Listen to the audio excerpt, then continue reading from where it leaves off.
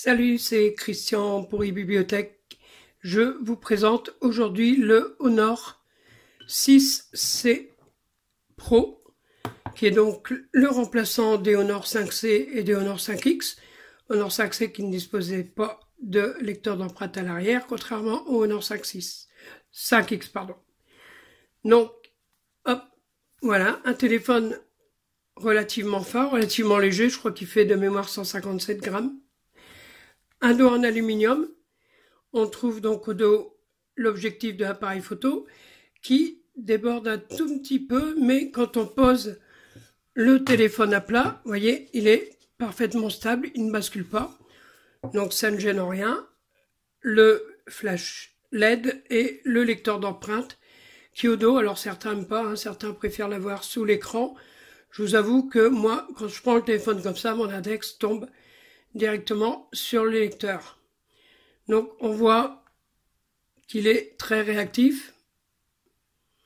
Donc ça fait plusieurs semaines que j'ai ce téléphone en test et jamais je n'ai eu à le reparamétrer, à reconfigurer mon empreinte. À chaque fois, il démarre en quart de tour.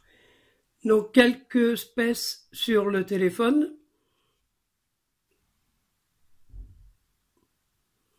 Donc on a bien un 6C Pro qui tourne sous Android 7 avec la surcouche constructeur Emotion UI 5.1 et on peut voir le correctif de sécurité d'Android au 6 novembre 2017. Donc il est à jour. En processeur, on a un MT6750. Bon, c'est pas le plus véloce, mais n'oublions pas qu'on a un téléphone à 180 € entre les mains. On voit là sa mémoire RAM, 3 Go, et sa mémoire interne, qui est de 32 Go. Et vous voyez, avec quelques applis installées, j'ai encore 16 Go de dispo, et je peux lui mettre une carte micro SD jusqu'à 128 Go. La résolution de l'écran, on n'a que, entre guillemets, du HD, en 1280 par 720. Donc voilà ce qu'on peut dire sur ce téléphone. Donc il est fluide,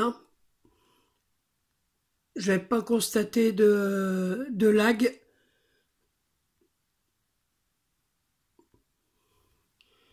Donc, comme Emotion UI le permet, Emotion UI dans sa version 5 le permet, on peut avoir accès au tiroir d'application. On définira ça dans les paramètres avec le style d'écran d'accueil, donc ou classique, ou alors avec le tiroir.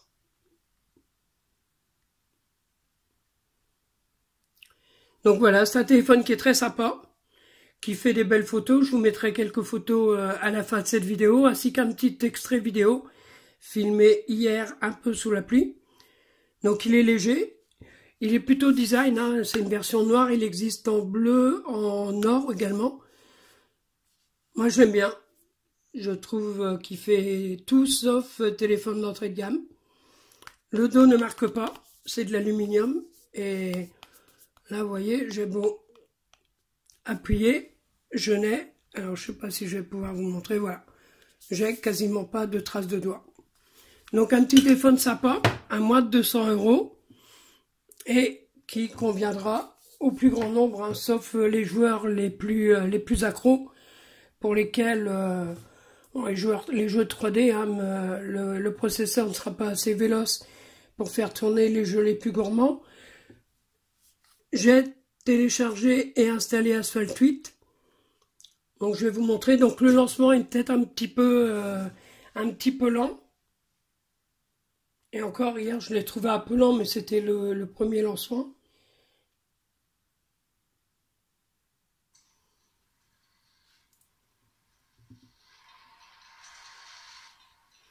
Donc vous voyez, il n'y a rien de rédhibitoire. Alors ne vous moquez pas, je suis absolument pas joueur. Donc c'est vraiment là pour vous montrer.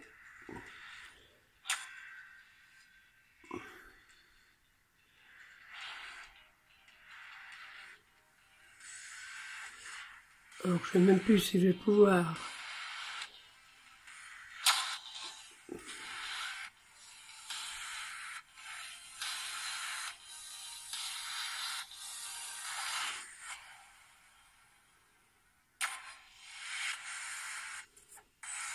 Voilà, course solo rapide, ça devrait le faire.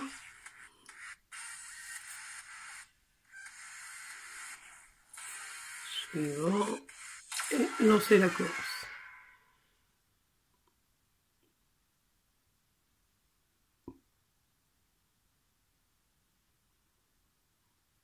Donc vous voyez, le temps de chargement, le chargement demande un petit peu de temps.